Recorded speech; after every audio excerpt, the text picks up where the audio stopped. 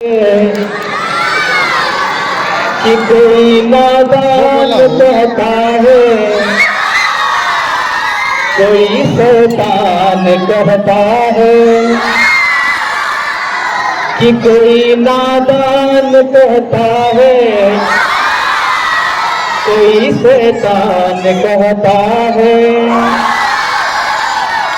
अगली पंक्ति सुनिएगा, अगर मेरी बात आप तक पहुंचे तो आपके दोनों हाथ उठने चाहिए। मगर बच्चों की बेचैनी तो बस टीचर समझता है, मगर बच्चों की बेचैनी तो बस टीचर समझता है।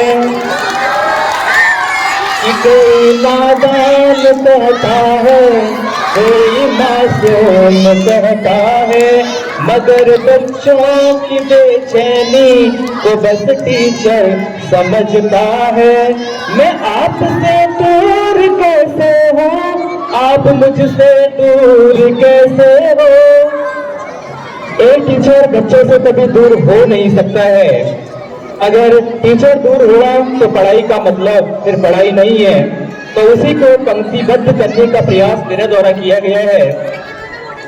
मैं आपसे दूर कैसे हूँ, आप मुझसे दूर कैसे हो।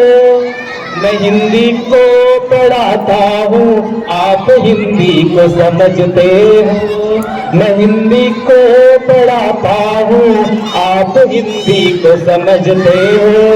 दोनों हाथ उठा करके, ये कोई नादान कहता है, कोई मासूम कहता है, कि कोई नादान कहता है, कोई मासूम कहता है। मगर बच्चों की बेचैनी को बस टीचर समझता है, मगर बच्चों की बेचैनी को बस टीचर समझता है।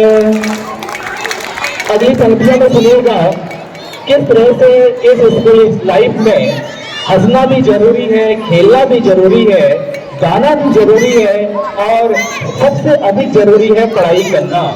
वो सारी चीजों को अगली पंक्तियों में किस तरह प्रस्तुत किया गया है। और बच्चे पढ़ाई के नाम पर खुश हो नहीं सकते हैं, ये टीचर भली भांति समझता है।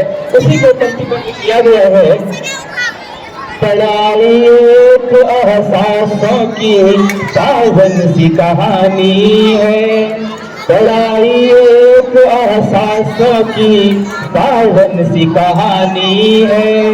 कभी गाना हंसना खेलना यही जिंदगानी है, कभी गाना हंसना खेलना यही जिंदगानी है।